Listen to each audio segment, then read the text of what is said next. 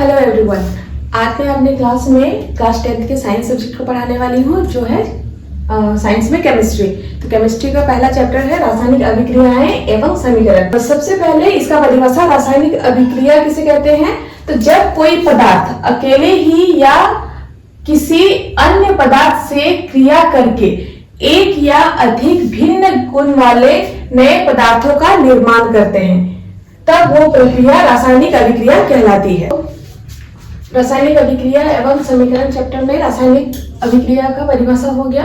जब कोई पदार्थ अकेले ही या किसी अन्य पदार्थ से क्रिया करके एक या अधिक भिन्न गुण वाले, यानी कि अलग अलग गुण वाले नए पदार्थों का निर्माण करते हैं, तब वो प्रक्रिया रासायनिक अभिक्रिया कहलाती है। ठीक है, तो कैसे कोई पदार्थ अकेले ही या किसी अन्य पदार्थ से अभिक्रिया करता है, तो किस चीज को हम लोग पदार्थ बोलेंगे? तो एक आवर्त सारणी हम आप लोग को दिखाते हैं। वो आवर्त सारणी, ये एक आवर्त सारणी है। आवर्त सारणी, इसमें ये है आवर्त सारणी, ये आप लोग की बुक पे है। तो इसमें आप लोग देख सकते हैं कि सारे जितने भी तत्व है, सारे तत्वों का नाम दिया हुआ है, जिसमें सबसे पहला जो तत्व है वो हाइड्रोजन है, इसके बाद वाला तत्व हीलियम है, इसके बाद वाला तत्व लिथियम है, इसके बाद वाला बेरिलियम है। तो इसी तरह से हाइड्रोजन का H संकेत होता है, कैपिटल H। जब भी इन तत्वों को लिखा जाता है तो इसका एक नियम होता है, जब भी इन तत्वों के लिए सिर्फ एक शब्द का उपयोग किया जाता है, एक लेटर का, तो वो हमेशा कैपिटल लेटर में लिखा जाता है। और जब दो लेटर का यूज किया जाता है, यानी कि दो अक्षर का, तो पहला लेटर हमेशा कैपिटल होता है और दूसरा हमेशा स्मॉल होता है। तो जैसे हाइड्रोजन के लिए H होता है, तो वो सिर्फ कैपिटल का H होगा। ठीक है, और जैसे हीलियम लिखते हैं हम लोग, तो जैसे हाइड्रोजन लिखते हैं तो हाइड्रोजन के लिए सिर्फ हम लोग H लिखेंगे, और जब हीलियम लिखते हैं तो हीलियम के लिए HE होता है। ठीक है, उसी तरह से जब लिथियम लिखते हैं तो लिथियम होता है Li। फिर जैसे हम लोग आयरन लिखते हैं तो उसका होता है, जब हम लोग आयरन लिखते हैं तो उसका होता है Fe।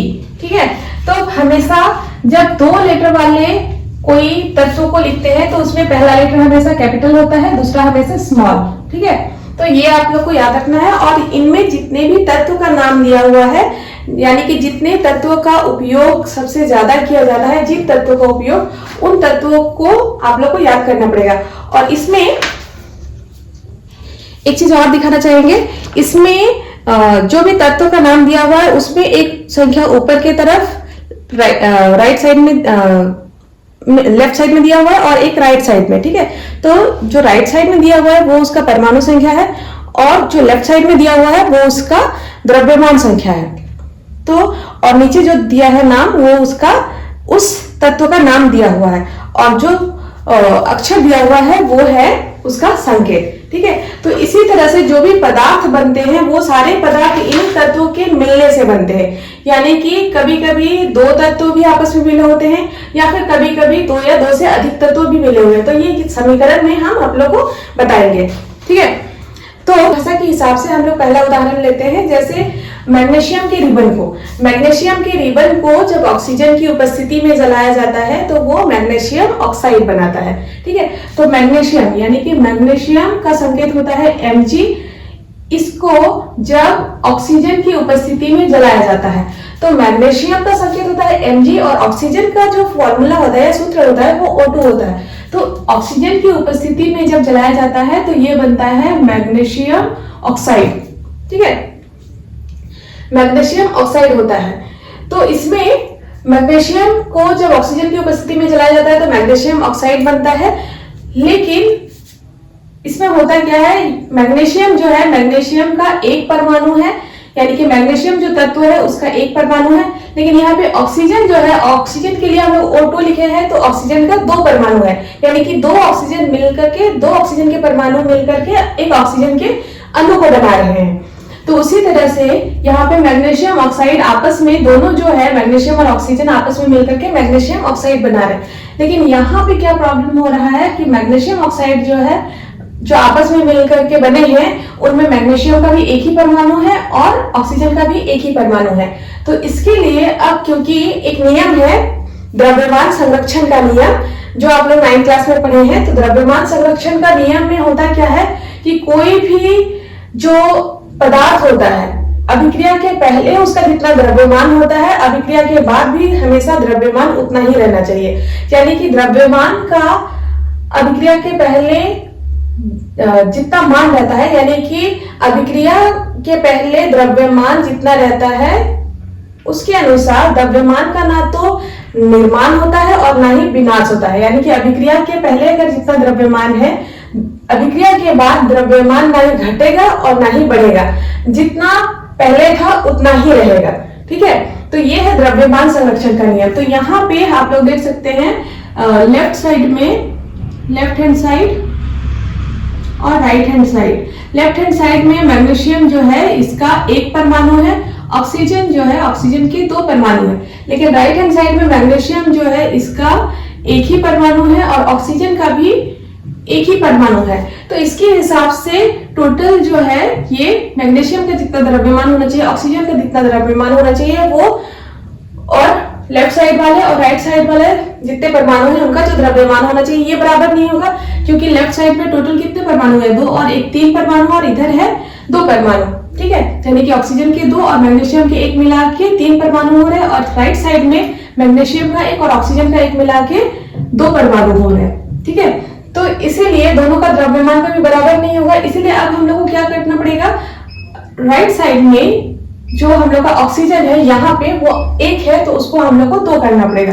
तो इसके लिए हम लोग क्या करते हैं, ये हम रासायनिक समीकरण को जब संतुलित करना होता है, रासायनिक समीकरण को संतुलित कैसे किया जाता है उस टॉपिक में पढ़ाएंगे, उस सब टॉपिक में ये हम आप लोग को डिटेल में बताएंगे। लेकिन अभी फिलहाल इसको संतुलित कैसे करना है ये हम बता देते हैं।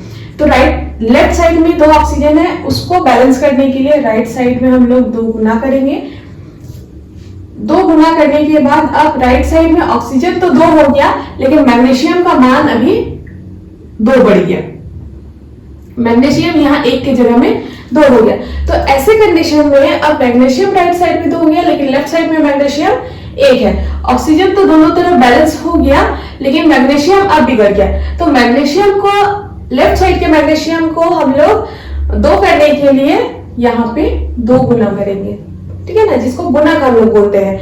तो यहाँ अब हो गया लेफ्ट साइड में भी 2 मैग्नीशियम, राइट साइड में भी 2 मैग्नीशियम। अब लेफ्ट साइड में भी ऑक्सीजन 2 हो गया, राइट साइड में भी ऑक्सीजन 2 हो गया। अब दोनों तरफ के जो भी तत्व है मैग्नीशियम और ऑक्सीजन, उनका जो परमाणु है वो लेफ्ट साइड में भी बराबर हो गया, राइट साइड में भी बराबर हो गया। लेफ्ट और राइट दोनों साइड में बराबर हो गया, जिसके कारण अब दोनों साइड का द्रव्यमान जो है वो बराबर रहेगा।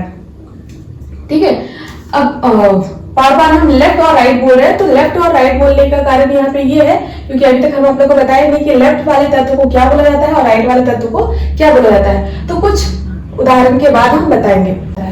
ठीक है, इसके बाद अगला एग्जाम्पल हम लोग लेते हैं, जैसे हाइड्रोजन और क्लोरीन। हाइड्रोजन और क्लोरीन को, हाइड्रोजन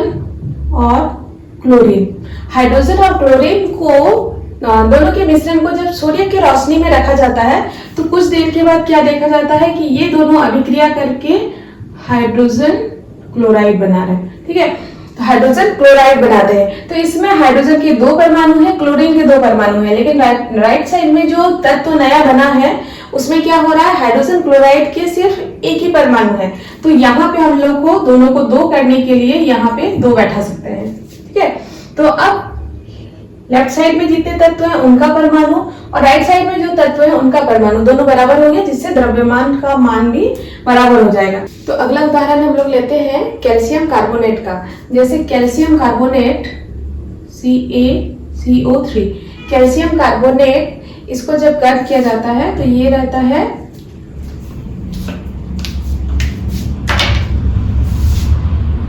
ठोस के रूप में। तो कैल्शियम कार्बोनेट को जब गर्म किया जाता है तो ये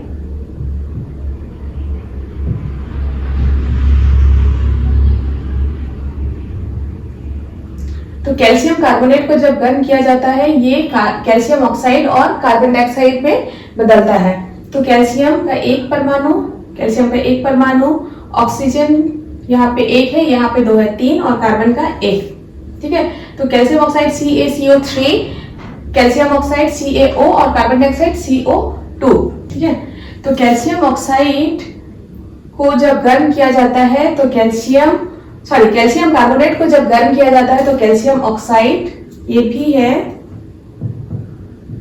ठोस, और कैल्शियम कार्बोनेट को जब गर्म किया जाता है तो कैल्शियम ऑक्साइड में बदलता है और कार्बन डाइऑक्साइड में। तो कैल्शियम कार्बोनेट जो है वो ठोस अवस्था में रहता है जिसको एस से निरूपित करते हैं, और कैल्शियम ऑक्साइड जो बनता है वो भी ठोस अवस्था में रहता है, लेकिन कार्बन डाइऑक्साइड जो बनता है ये गैसीय अवस्था में बदलता है। ठीक है, ये एक अभिक्रिया है। इसके बाद एक और रासायनिक अभिक्रिया देखते हैं, वो है लेड नाइट्रेट, PbNO3 PbNO3 को जब पोटेशियम आयोडाइड के साथ अभिक्रिया करवाया जाता है तो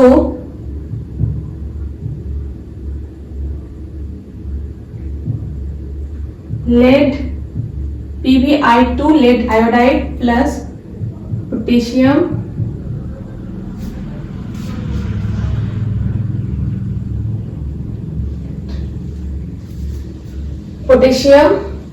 नाइट्रेट बनता है। तो लेड नाइट्रेट को जब पोटेशियम आयोडाइड के साथ अभिक्रिया करवाया जाता है तो लेड आयोडाइड और पोटेशियम नाइट्रेट बनता है। तो ये है, तो इसमें Pb एक है, Pb यानी कि लेड एक है, नाइट्रोजन 2 है, ऑक्सीजन 3, नाइट्रोजन यहाँ पे 1 है, ऑक्सीजन 3। यहाँ पे नाइट्रोजन जो है ये 2 है, लेकिन ऑक्सीजन, क्योंकि ऑक्सीजन के सामने 3 और यहाँ पे 2 लगा हुआ है तो 3 दूनी 6 है, और यहाँ पे ऑक्सीजन 3 है, पोटेशियम 1 है, आयोडीन 1 है, यहाँ पे आयोडीन 2 है, यहाँ पे पोटेशियम 1 है। तो या तो हम लोग शुरुआत आयोडीन से कर सकते हैं, आयोडीन राइट साइड में 2 है और लेफ्ट साइड में 1 है, तो यहाँ पे हम लोग 2 लगा सकते हैं। यहाँ पे लेफ्ट साइड में अगर हम लोग 2 लगाते हैं तो अब पोटेशियम का मान 2 हो गया। अब पोटेशियम राइट साइड में 2 करने के लिए हम लोग यहाँ पे 2 लगा सकते हैं। तो जब 2 लगाते हैं तो अब ना ऑक्सीजन हो गया 3 दूनी 6, नाइट्रोजन हो गया 2, ऑक्सीजन हो गया 6 और नाइट्रोजन हो गया 2, लेड है 1, आयोडाइड है, आयोडीन है 2 और पोटेशियम हो गया 2, यहाँ पे पोटेशियम हो गया 2, यानी कि लेफ्ट साइड के जितने भी तत्व हैं और राइट साइड के जितने भी तत्व हैं सबका मान बराबर हो गया। ठीक है, तो यहाँ पे जो लेड आयोडाइड बन रहा है, इस अभिक्रिया में ये हो रहा है कि लेड आयोडाइड के बगल में हम नीचे की तरफ एरो दे दिए। तो नीचे की तरफ एरो देने का मतलब होता है कि कोई भी अभिक्रिया में जब अवच्छेद बनता है तो उसमें हम लोग नीचे की तरफ अवच्छेद एरो लगा के उस अवच्छेद का संकेत देते हैं। ठीक है ना, जैसे यहाँ पे कैल्शियम कार्बोनेट के लिए एस लगाया था, मतलब वो ठोस अवस्था में है। कैल्शियम ऑक्साइड में बदलने के बाद वो भी ठोस अवस्था में रहता है, लेकिन कार्बन डाइऑक्साइड जो है वो गैसीय अवस्था में बदल जाता है। ठीक है, तो ये जो लेड आयोडाइड अवच्छेद के रूप में बन रहा है, इसका कलर होता है पीला कलर का, पीला कलर का अवच्छेद बन रहा है। ठीक है, इसके बाद अगला एग्जाम्पल हम लोग देखते हैं, जैसे कोई जिंक धातु जब सल्फ्यूरिक अम्ल के साथ अभिक्रिया करता है तो जिंक यानी कि जिंक धातु जो है जब सल्फ्यूरिक अम्ल H2SO4 के साथ अभिक्रिया करता है तो ये बनाता है ZnSO4 zinc sulphate plus H2। ठीक है, तो जिंक धातु जब सल्फ्यूरिक अम्ल के साथ अभिक्रिया करता है तो जिंक सल्फेट और हाइड्रोजन गैस बनाता है। तो हाइड्रोजन गैस के बगल में हम लोग ऊपर की तरफ तीर चिन्ह लगा देंगे। तो ऊपर की तरफ जो भी तीर चिन्ह लगाते हैं किसी तत्व या पदार्थ के आगे, तो वो हमेशा ये दिखाता है कि वो पदार्थ एक गैस है। ठीक है, तो जिंक जो है वो एक धातु यानी कि ठोस अवस्था में रहता है। अम्ल जो है ये एक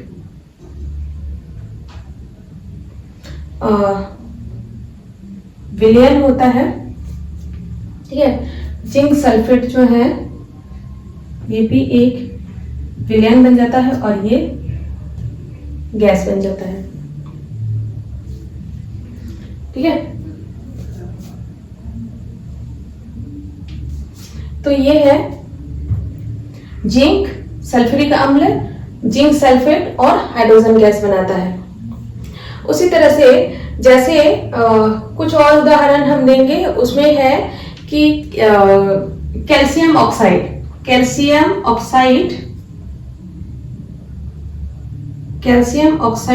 को जब जल के साथ अभिक्रिया करवाया जाता है, तो कैल्शियम ऑक्साइड को जब कैल्शियम ऑक्साइड को जब हाइड्रोजन गैस के साथ अभिक्रिया करवाया जाता है, एग्जाम्पल हम लोग देखते हैं जैसे copper oxide CuO, copper oxide को जब हाइड्रोजन गैस के साथ अभिक्रिया करवाया जाता है तो इसमें जो नया पदार्थ बनता है वो कॉपर अलग हो जाता है और इधर जल बन जाता है। ठीक है, तो इस अभिक्रिया में कॉपर ऑक्साइड को जब हाइड्रोजन गैस के साथ अभिक्रिया करवाया जाता है तो कॉपर अलग हो जाता है और जल अलग हो जाता है। ठीक है, तो ये अभिक्रिया बताने का कारण भी एक रीजन है इसमें, ये हम आगे आप लोग को बताएंगे। तो इस प्रकार से कॉपर ऑक्साइड जल के साथ अभिक्रिया करके कॉपर और जल का निर्माण कर रहा है। ठीक है, इसके बाद जैसे कुछ और एग्जाम्पल है,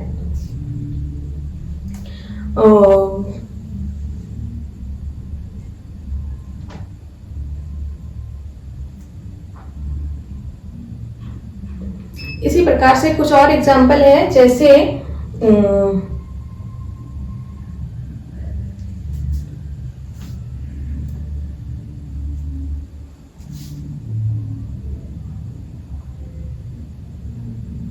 पोटेशियम जब जल के साथ अभिक्रिया करता है, पोटेशियम जब जल के साथ अभिक्रिया करता है तो ये पोटेशियम हाइड्रोक्साइड बनाता है और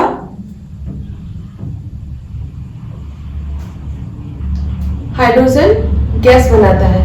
ठीक है,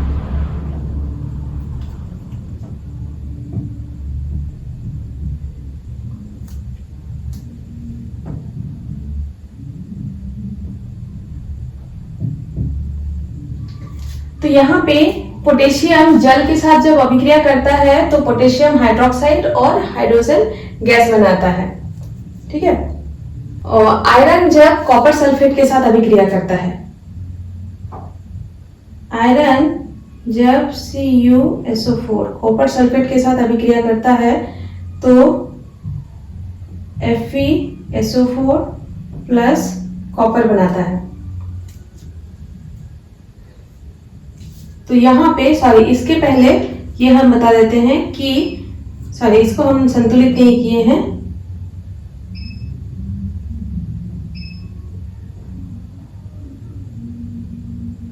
हाइड्रोजन यहाँ पे 3 है, यहाँ पे हाइड्रोजन 2 है, तो यहाँ पे 2 लगा सकते हैं तो 4 हो जाएगा, यहाँ पे 2 लगाएंगे तो 4 हो जाएगा। तो अब ऑक्सीजन 2 हो गया, ऑक्सीजन 2 हो गया, पोटेशियम 2 हो गया, पोटेशियम लेफ्ट में 2, राइट में 2, हाइड्रोजन लेफ्ट में 2 हो गया, 2 दूनी 4 हो गया, यहाँ पे 2 और 2 4 हो गया, ऑक्सीजन यहाँ पे 2 हो गया। ये ठीक है, तो आयरन जब कॉपर सल्फेट के साथ अभिक्रिया करता है तो आयरन जब कॉपर सल्फेट के साथ अभिक्रिया करता है तो ये आयरन सल्फेट और कॉपर बनाता है। ठीक है, तो इस अभिक्रिया में क्या होता है,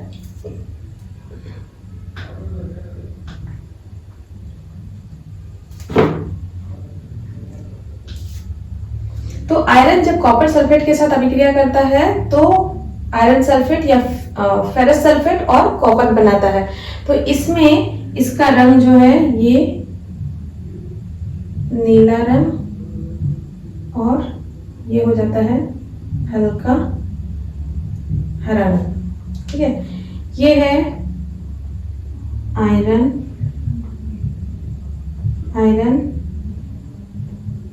कॉपर सल्फेट, ये है फेरस सल्फेट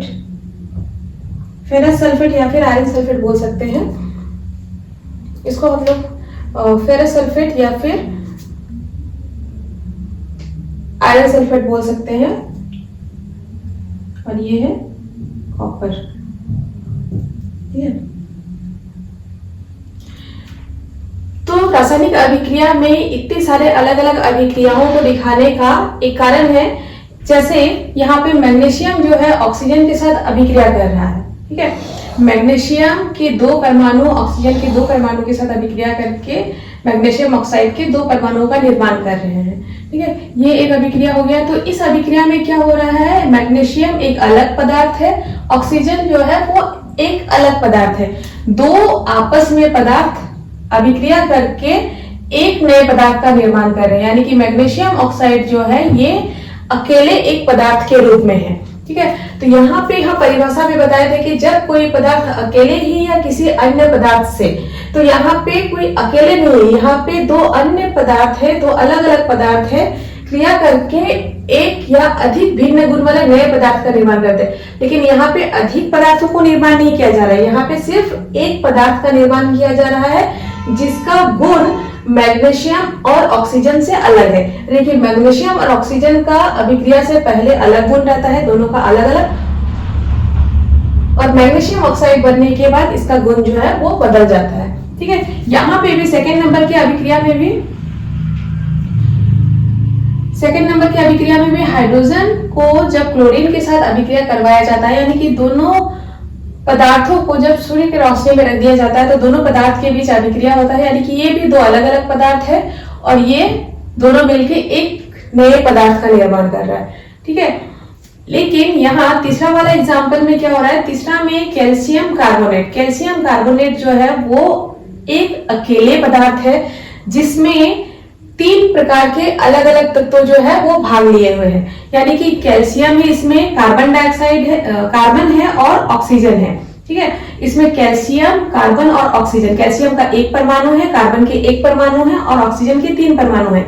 ये तीनों अलग अलग तत्व के बीच में ये एक ही पदार्थ के रूप में है, लेकिन ये कैल्शियम का 1 परमाणु, कार्बन का 1 परमाणु और ऑक्सीजन के 3 अलग अलग परमाणु। तो ये पांचों पदार्थ के बीच में, ये पांचों पदार्थ एक साथ मिलकर के कैल्शियम कार्बोनेट बनाते हैं। तो ये पांचों पदार्थ के अलग अलग परमाणु जो है वो क्या करते हैं, आपस में अभिक्रिया करते हैं। जब गर्म होता है या इसको गर्म किया जाता है तब वो कैल्शियम ऑक्साइड और कार्बन डाइऑक्साइड बनाते हैं, यानी कि ऑक्सीजन के 3 परमाणु जो अभिक्रिया से पहले एक साथ थे वो तीनों परमाणु अभिक्रिया के बाद टूट के अलग हो जाते हैं। एक परमाणु चला जाता है कैल्शियम के साथ और एक ऑक्सीजन के 2 परमाणु चले जाते हैं कार्बन के साथ। तो कैल्शियम के साथ जो चला जाता है वो बनाता है कैल्शियम ऑक्साइड और कार्बन के साथ जो चला जाता है वो बनाता है कार्बन डाइऑक्साइड, ठीक है। तो यहाँ पे कैल्शियम कार्बोनेट जो है ये ठोस अवस्था में रहता है। अभिक्रिया के बाद वो कैल्शियम ऑक्साइड में बदलता है जो कि ठोस अवस्था में ही रहता है, लेकिन कार्बन डाइऑक्साइड जो है वो गैस अवस्था में रहता है, यानी कि गैस में बदल जाता है, ठीक है।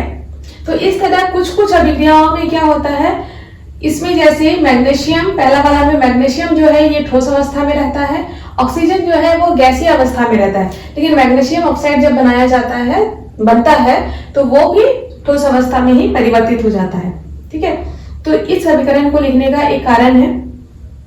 इसके बाद चौथा अभिक्रिया में लेड नाइट्रेट PbNO3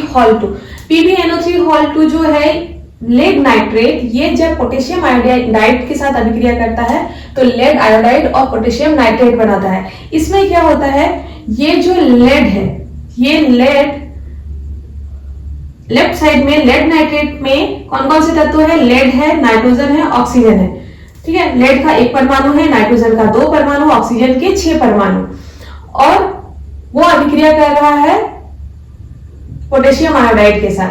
इसमें पोटेशियम है और आयोडीन है।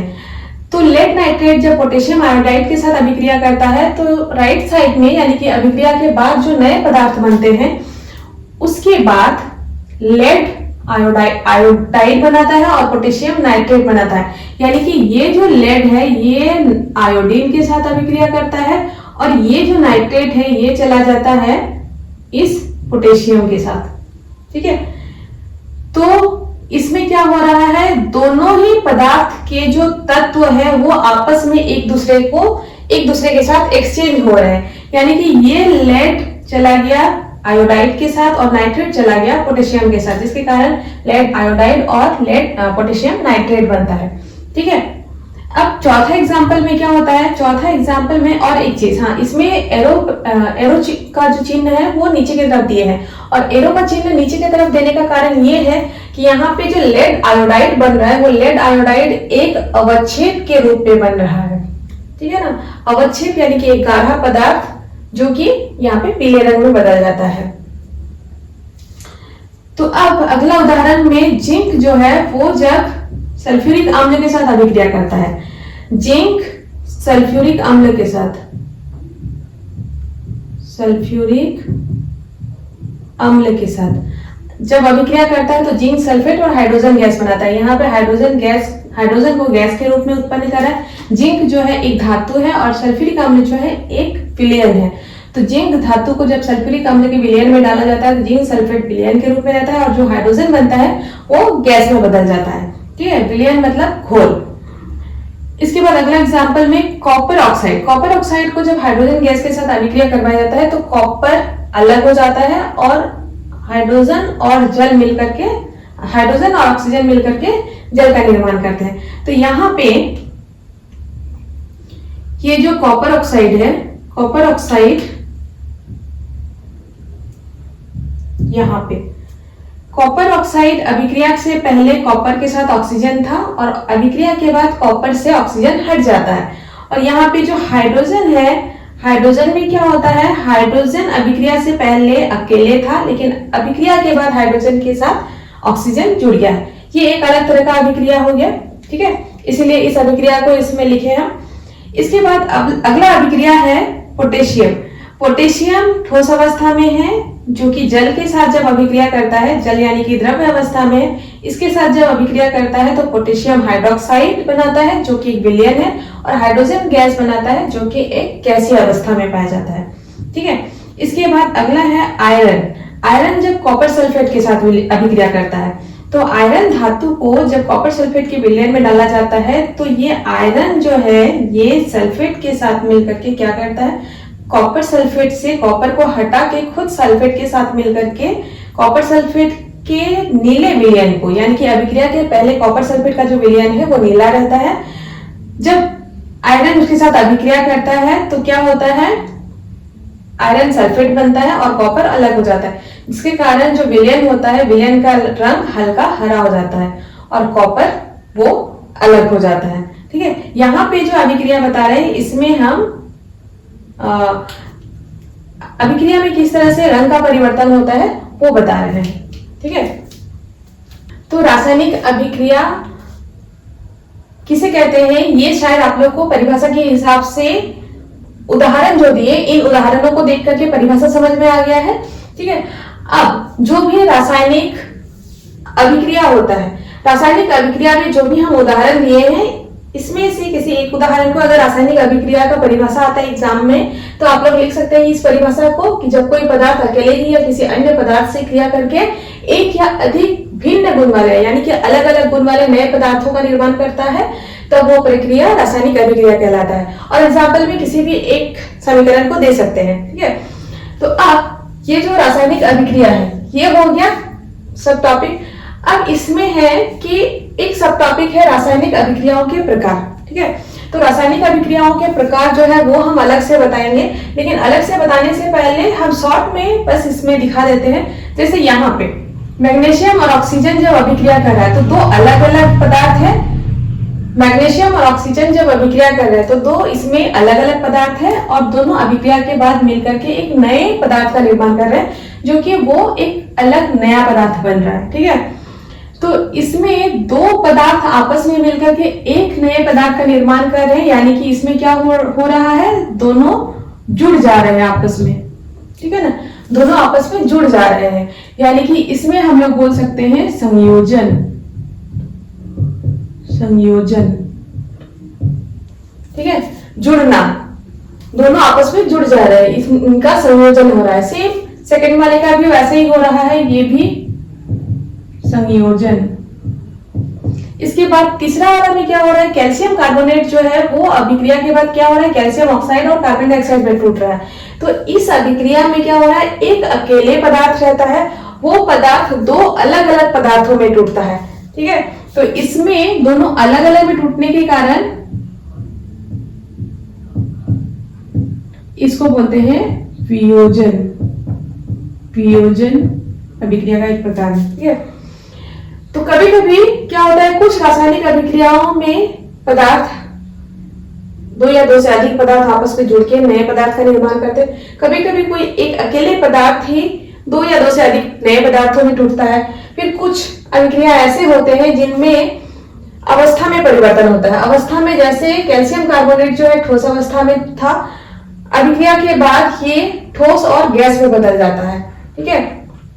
उसी तरह से इसमें जैसे लेड नाइट्रेट का विलयन और पोटेशियम आयोडाइड का विलयन होता है, जिसको आपस में जब मिलाया जाता है तो पोटेशियम आयोडाइड जो है वो एक अवच्छेद में बदल जाता है, यानी कि विलयन से अलग वो एक गाढ़ा पदार्थ बदल जाता है। और ये है पोटेशियम नाइट्रेट जो कि विलयन के रूप में रहता है।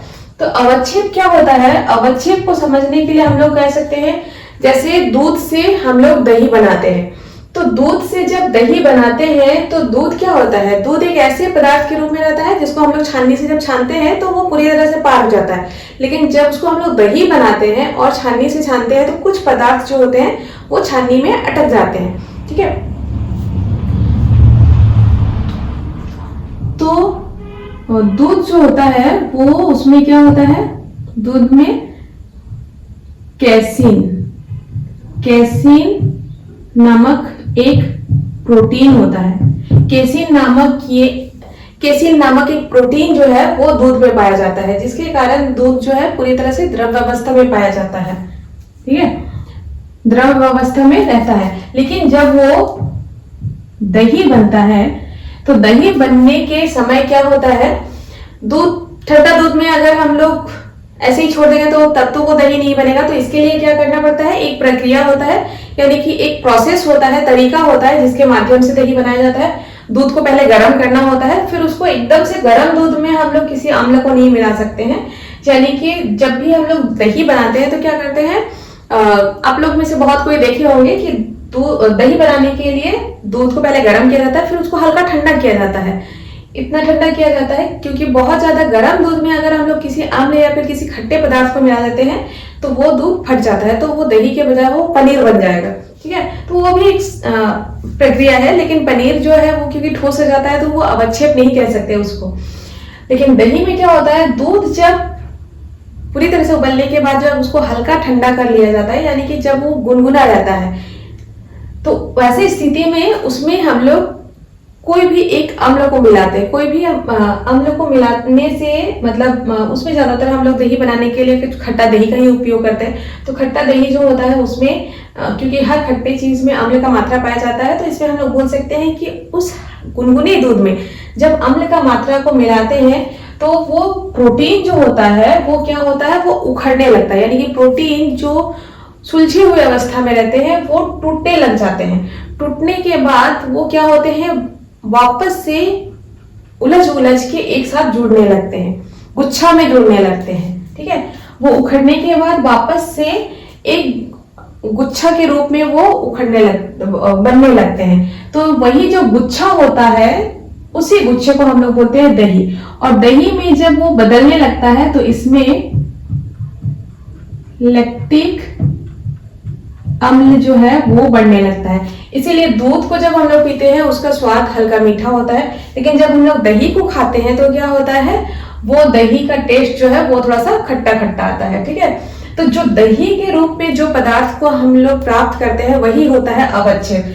तो इस अभिक्रिया में भी लेड नाइट्रेट के साथ पोटेशियम आयोडाइड को जब मिलाया जाता है तो लेड आयोडाइड जो बनता है ये भी एक अवच्छेद बनता है और ये एक पीला पदार्थ के रूप में रहता है। तो जिस तरह से दही को हम लोग छन्नी से छानते हैं तो वो पार नहीं होता है, उसका बस पानी वाला जो भाग होता है वो पार होता है और बाकी जो गाढ़ा पदार्थ होता है वो छन्नी में रह जाता है, वही होता है दही। और दही में बदलने के लिए एक जीवाणु जो है वो कार्य करता है। उस जीवाणु का नाम है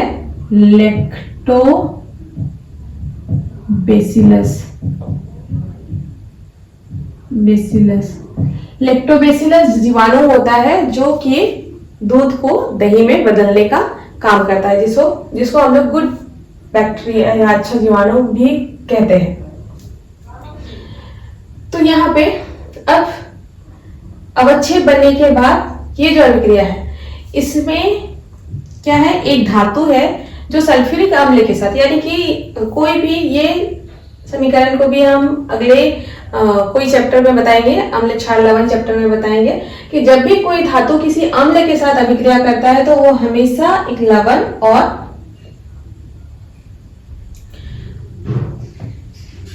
हाइड्रोजन गैस मुक्त करता है। ठीक है, तो धातु जब सल्फ्यूरिक अम्ल के साथ अभिक्रिया करता है तो यहाँ पे क्या कर रहा है, एक जलीय विलयन, यानी कि जिंक जो है धातु के रूप ठोस अवस्था में है और सल्फ्यूरिक अम्ल जो है वो एक विलयन है, यानी कि घोल है। और जब ये जिंक सल्फेट बनता है तो ये एक घोल होता है और हाइड्रोजन जो है गैस में बदल जाता है, यानी कि ठोस जलीय विलयन के साथ अभिक्रिया करता है तो जलीय विलयन और गैस बनाता है। ठीक है, यहाँ पे अगला उदाहरण में कॉपर ऑक्साइड हाइड्रोजन के साथ जब अभिक्रिया कर रहा है कॉपर और जल बनाता है। तो यहाँ पे कॉपर के साथ ऑक्सीजन है, लेकिन अभिक्रिया के बाद कॉपर अलग हो जाता है, कॉपर अलग हो जाता है, ऑक्सीजन अलग हो जाता है कॉपर से। तो यहाँ पे ऑक्सीजन जो है वो हट जा रहा है, यानी कि ऑक्सीजन का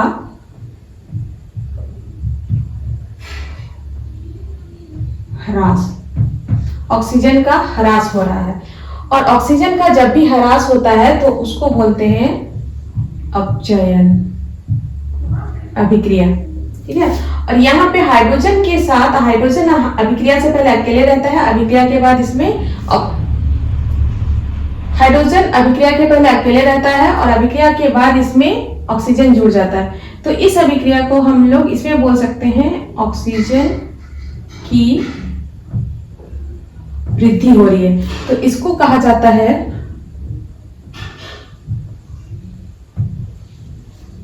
उपचयन।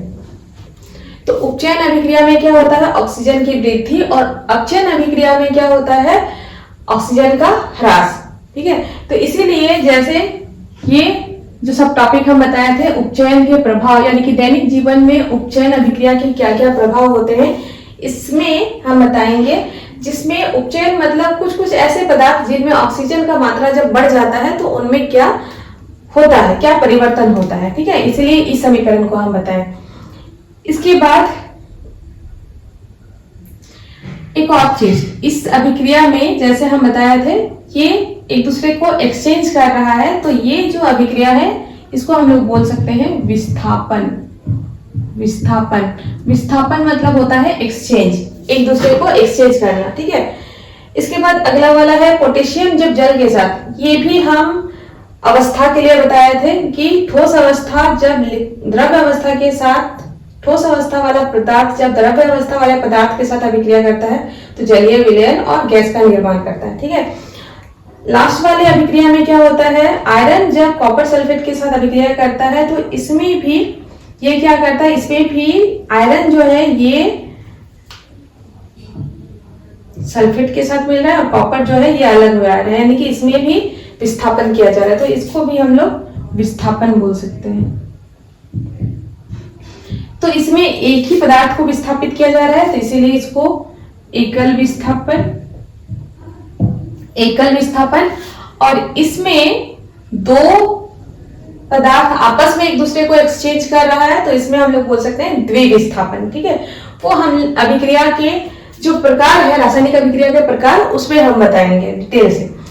तो यहाँ पे दूसरा कारण बताने का ये है इस अभिक्रिया को कि इसमें कॉपर सल्फेट का जो विलयन होता है अभिक्रिया के पहले नीला रंग में रहता है और जब अभिक्रिया हो जाता है तो इसके बाद इसका रंग हल्का हरा में बदल जाता है, यानी कि यहाँ पे आयरन कॉपर सल्फेट के साथ अभिक्रिया करके कॉपर को अलग कर देता है और आयरन सल्फेट जो विलयन बन जाता है आयरन सल्फेट के रूप में, तो उसका विलयन का रंग हरा हो जाता है। ठीक है, तो रासायनिक अभिक्रिया में ये सब एग्जाम्पल देने का कारण यही है कि हर एग्जाम्पल में हम कुछ कुछ रीजन बताएं कि किस तरह से कोई पदार्थ आपस में अभिक्रिया करता है और रासायनिक अभिक्रिया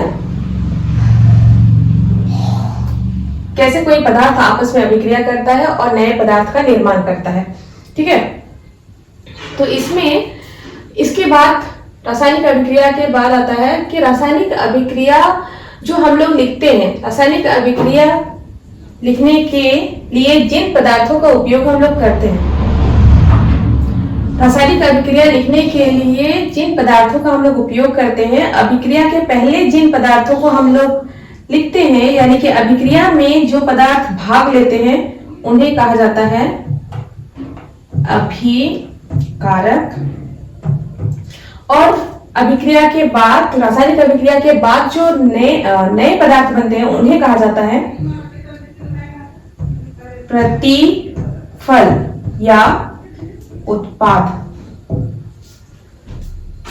तो हम लोग कह सकते हैं कि रासायनिक अभिक्रिया में जो पदार्थ भाग लेते हैं उन्हें अभिकारक कहते हैं, और रासायनिक अभिक्रिया के बाद जो नए पदार्थ बनते हैं उन्हें हम लोग प्रतिफल या उत्पाद कहते हैं। ठीक है, इसका परिभाषा हम लिख दे रहे हैं। इसके बाद क्या होता है, रासायनिक अभिक्रिया जो भी हम लोग लिखते हैं उसके कुछ नियम होते हैं।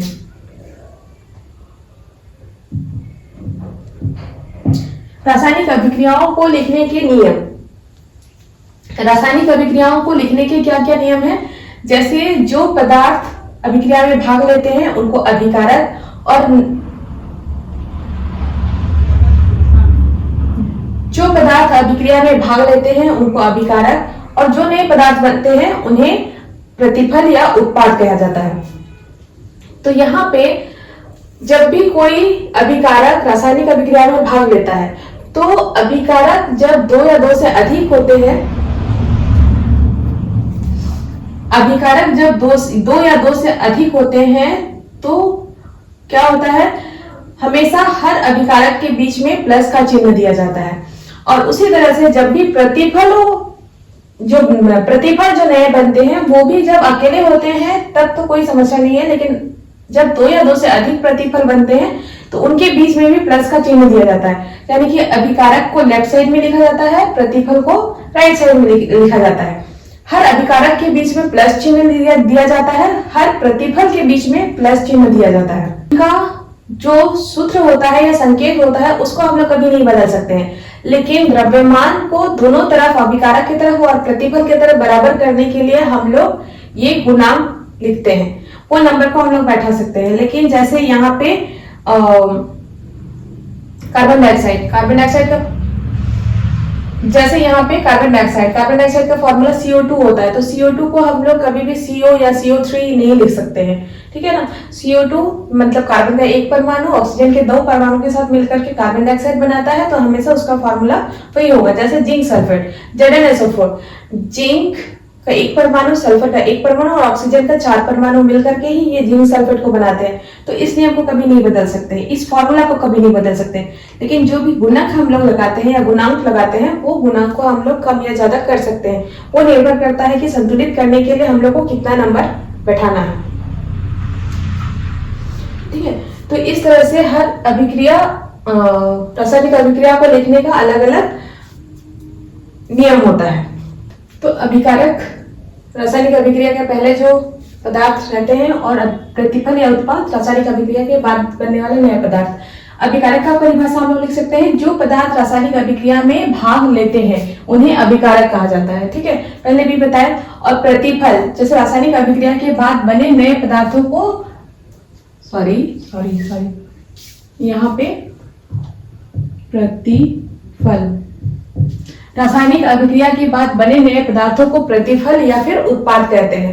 ठीक है, तो रासायनिक अभिक्रिया में अभिकारक और उत्पाद जो पदार्थ होते हैं, यानी कि अभिक्रिया के पहले वाले और बाद वाले, इनका परिभाषा हो गया। अब जो भी रासायनिक अभिक्रियाएं होती है उनकी अपनी अपनी कुछ विशेषताएं होती है। जैसे रासायनिक अभिक्रिया का एग्जाम्पल में हम कुछ बताए, तो जैसे रासायनिक अभिक्रियाओं की विशेषताओं में पहला जो विशेषता है वो है गैस की उत्पत्ति।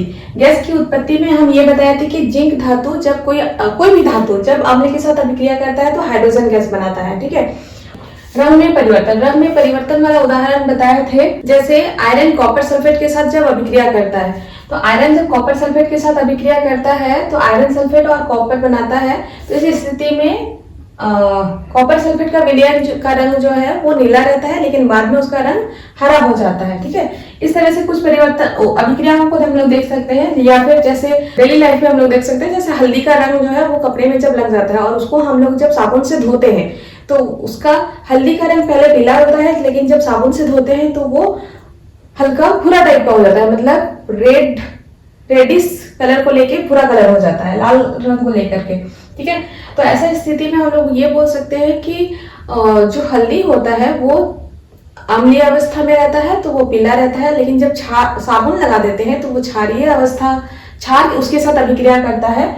तो इस तरह से अम्ल और क्षार आपस में अभिक्रिया करके क्या करते हैं, कलर को चेंज करते हैं। उसका एग्जाम्पल आगे हम बताएंगे। जैसे लिटमस पेपर जो होता है वो भी एक सूचक के रूप में उसका उपयोग किया जाता है, वो उसका भी रंग परिवर्तन होते रहता है। ठीक है, अम्ल और क्षार में उसका रंग अलग अलग होता है।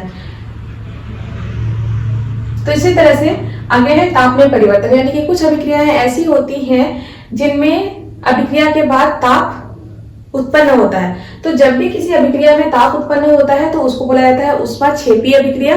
और जब भी अभिक्रिया के लिए ताप को अवशोषित किया जाता है या ऊष्मा को अवशोषित किया जाता है, बाद में वो अभिक्रिया ठंडा महसूस होता है, तो उसको हम लोग ऊष्मा शोषी अभिक्रिया बोलते हैं, यानी कि ऊष्मा को अवशोषित कर लिया जाता है। ठीक है, इस तरह से ताप में परिवर्तन, यानी कि जब हम लोग चूना को हाथ में लेते हैं, यानी कि दीवार को कलर करने वाला जो चूना होता है उसको जब हम लोग हाथ में लेने के बाद पानी में हाथ को डुबाते हैं तो वो चूना गरम गरम महसूस होता है, यानी कि वो ऊष्मा को उत्पन्न करता है। और या फिर जैसे हम लोग नेल पॉलिश रिमूवर को यूज करते हैं, तो वो रिमूवर को जब हम लोग यूज करते हैं तो क्या होता है, नाखून में ठंडा ठंडा महसूस होता है। तो वैसे स्थिति में यानी कि उस तरह से कुछ परिवर्तन होते हैं जिनमें जिस अभिक्रिया के बाद वो पदार्थ हमें छूने पर गर्म लगे तो वो ऊष्माक्षेपी अभिक्रिया, और अभिक्रिया के बाद जो पदार्थ हमें छूने पे ठंडा महसूस कराए या ठंडा महसूस हो उसको हम लोग ऊष्मा शोषी अभिक्रिया कह सकते हैं। ठीक है, अवक्षेप का बनना के भी हम बताए।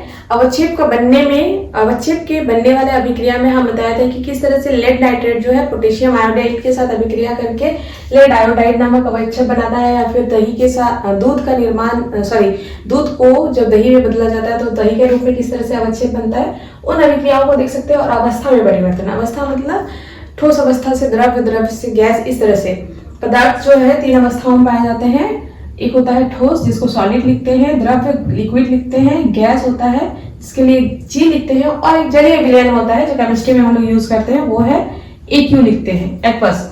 ठीक है, तो इसमें जो पदार्थ होते हैं जैसे मोमबत्ती क्या होता है, मोमबत्ती का जलना जो है वो रासायनिक परिवर्तन है, भौतिक परिवर्तन भी है। क्योंकि मोमबत्ती जलने के बाद क्या होता है, उसका कुछ हिस्सा जो है वो पिघल के द्रव्य के रूप में बदल जाता है, द्रव्य, और कभी थोड़ा सा मात्रा जो बच जाता है वो वापस से मोमबत्ती के साथ ठोस हो जाता है।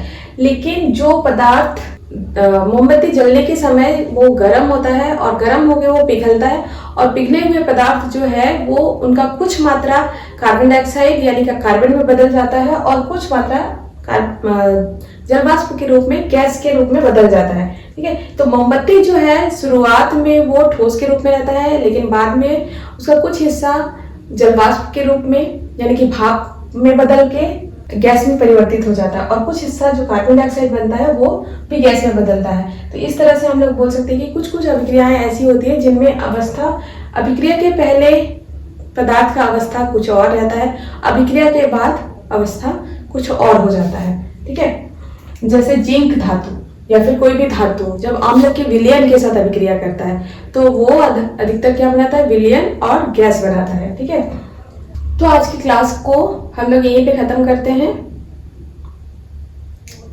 आगे की क्लास में हम ये बताएंगे कि रासायनिक समीकरण क्या होता है। ठीक है, अगर आप लोग को क्लास अच्छा लगता है या फिर समझ में आया मेरा क्लास, तो आप लोग कमेंट कीजिए, अपने दोस्तों के साथ शेयर कीजिए, और अगर कोई प्रॉब्लम हो तो आप लोग कमेंट में क्वेश्चन को लिख सकते हैं।